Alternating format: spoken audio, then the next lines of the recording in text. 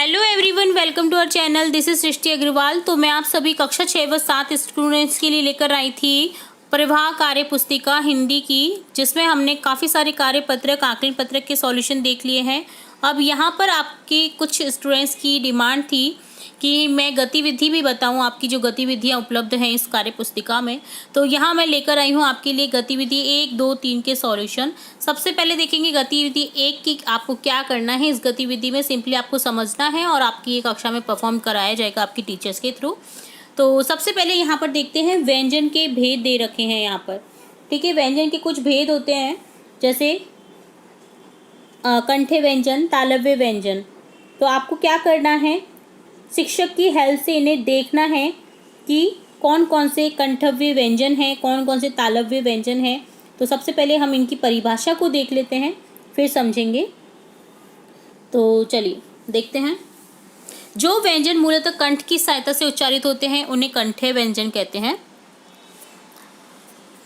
और सबसे पहले आपको व्यंजन की परिभाषा बता दूं। वे वर्ण जो स्वरों की सहायता से बोले जाते हैं व्यंजन कहलाते हैं, जैसे कैसे लेकर के मैं तक, यरे लेवे, शैत्र गेश्रे। तो इसी प्रकार होते हैं। व्यंजनों की संख्या टोटली तो होती है 35, अगर इसमें डे और दे को जोड़ देते हैं तो। ठीक है, और इसके अलावा 4 संयुक्त व्यंजन होते हैं, शैत्र गेश्रे, तो इन्हें भी इसमें ही जोड़ा जाता है। चलिए अब देखेंगे जो आपका कंठे व्यंजन है। ठीक है, इसकी परिभाषा हमने देख ली है। जिन व्यंजनों को उच्चारण करते समय तालु का यूज किया जाता है, तालु का उपयोग किया जाता है, वो होते हैं तालव्य व्यंजन।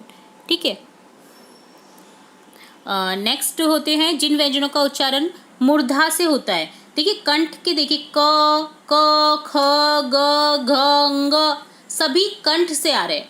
ठीक है, इसी तरह से आपके तालु का यूज होते हुए देखिए च, छ, ज, झ, ङ, तो यह भी होता है। इसी तरह से टे मूर्धा, टे का यूज हो रहा है, टे ठे डे ढे ढे, जीभ और तालु दोनों का यूज हो रहा है, टे ठे डे ढे ने।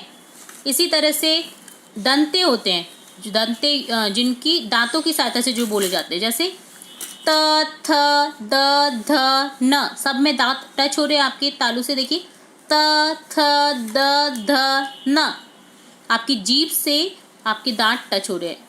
और फिर होते हैं ओष्ठी व्यंजन, जो होठों की सहायता से बोला जाता है जिन्हें, तो वो होते हैं प, फ, ब, भ, म। तो ये होते हैं कैसे लेकर के जो म तक की जो वर्ण होते हैं, जो आपके 5 रोज में दिए होते हैं, क, ख, घ, घ, न, च, छ, झ, झ, न, त, ठ, ड, ढ, न, त, थ, ध, ध, न, प, फ, भ, भ, म। ये होते हैं कंठ, तालु, मूर्धा, दंते, ओष्ठ। समझ आ गया आपको? ठीक है, तो ये अग्रभाग के स्पर्श से होता है जीभ के इन सभी का उच्चारण। ठीक है, और अब इनके बाद में होते हैं ऊष्म व्यंजन होते हैं, जो कि होते हैं जैसे पहले अंतस व्यंजन होंगे, जो कि व्यंजनों की स्थिति स्वर तथा व्यंजन के बीच में होती है, उनकी स्थिति वो होते हैं अंतस्थ व्यंजन, जो कि होते हैं ये, रे, ले, वे। ठीक है, अंतस्थ, अंदर की ओर से आवाज आ रही है, देखिए य, र, ल, व। ठीक है, इसी तरह से मुख से जो ऊष्मा उत्पन्न करते वो होते हैं ऊष्म व्यंजन, जो होते हैं श, श, स, ह, श, श, स, ह।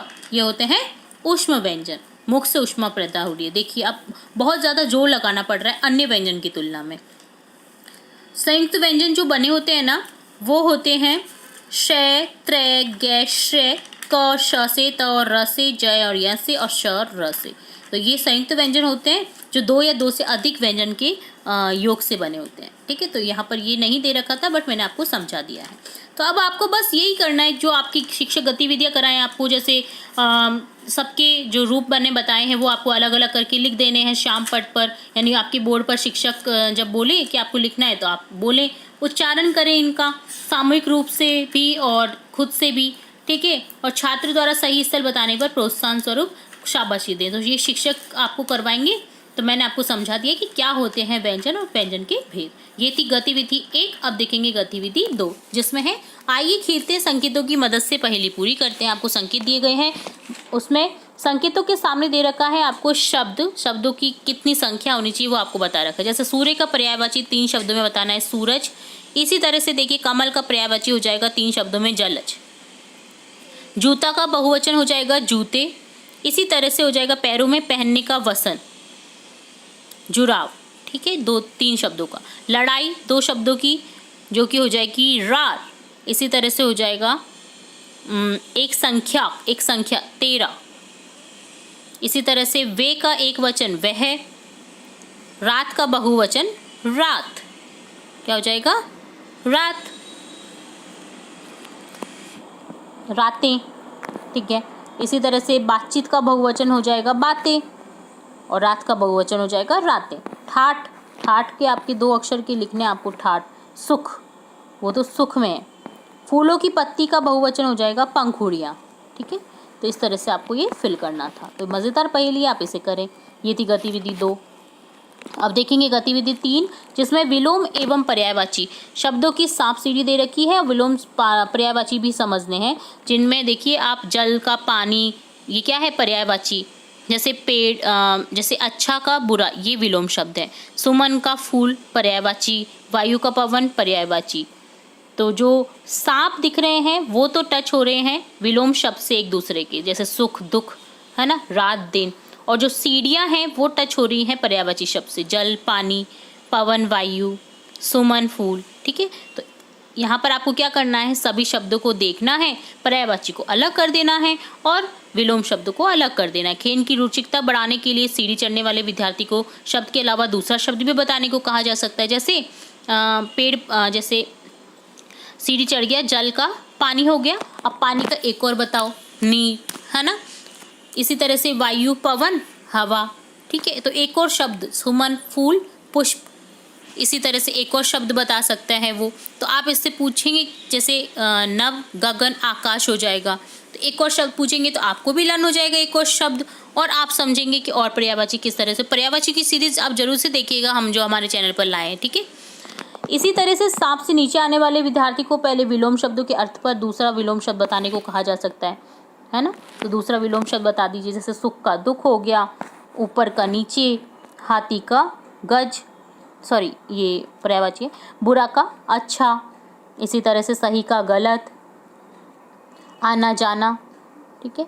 और यहाँ पे रात दिन, तो यहाँ पे सही गलत, तो इस तरह से हो जाएगा ऊपर नीचे, ये सभी क्या है विलोम शब्द हैं। तो आपको चार्ट बनाया जा सकता है इसमें, और सभी शब्दों को अलग अलग करके लिखें, और जो उनकी पर्यायवाची और जो विलोम शब्द में आपको मिलते हैं वो आपके सामने लिख देने हैं। तो ये गतिविधि 3 है। तो सभी बहुत रोचक गतिविधियां हैं, आप इन्हें ज़रूर से करें। उम्मीद है आपको सभी गतिविधियों को अच्छे से समझने की कोशिश की है, जो आपको समझ आ गया होगा।